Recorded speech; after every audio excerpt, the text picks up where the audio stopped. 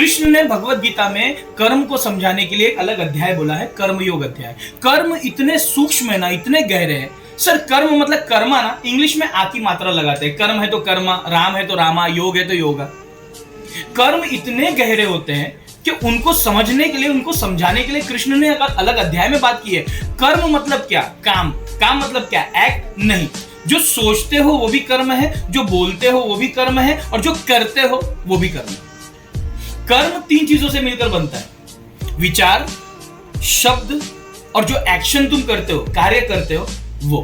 इन 3 चीजों को मिला के कर्म की उत्पत्ति होती है, कर्म बनाया जाता है, कर्म बनता है। अगर तुमने मन में भी किसी के बारे में गलत सोचा ना कि मैं उसकी हत्या कर दूंगा, उसका बुरा हो जाए, उसका सत्यानाश हो जाए, उसका सर्वनाश हो जाए, ये भी कर्म है। इसका भी परिणाम भुगतना पड़ेगा, इसका भी फल भोगना पड़ेगा।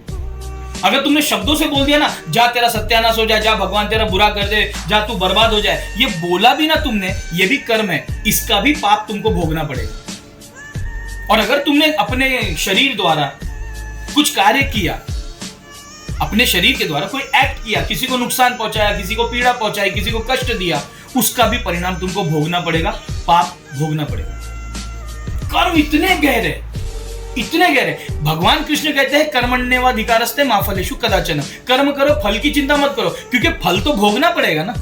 आज नहीं तो कल, कल नहीं तो परसों, परसों नहीं तो तरसों, 1 महीने बाद, 1 साल बाद, 1 जन्म बाद, कर्म कभी खाली नहीं जाएंगे।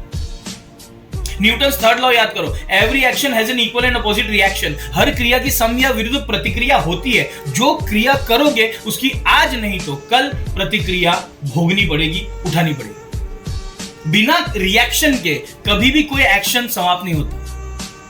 तो कर्म कभी खाली नहीं जाते, इसको याद रखना चाहिए। इसीलिए जब भी कोई कर्म करते हो बहुत सोच समझ के करो, जिससे तुम किसी दूसरे को कष्ट ना पहुंचाओ।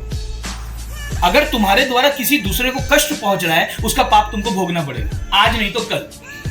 ये निश्चित है। कहीं दुनिया के बाहर स्वर्ग नहीं है, ना कहीं कोई नरक है, 7 आसमानों के परे जो है यही है। तुमने कर्म किए, उसका प्रतिफल तुमको यही मिलेगा। हो सकता है थोड़ा डिले हो जाए, लेकिन मिलेगा।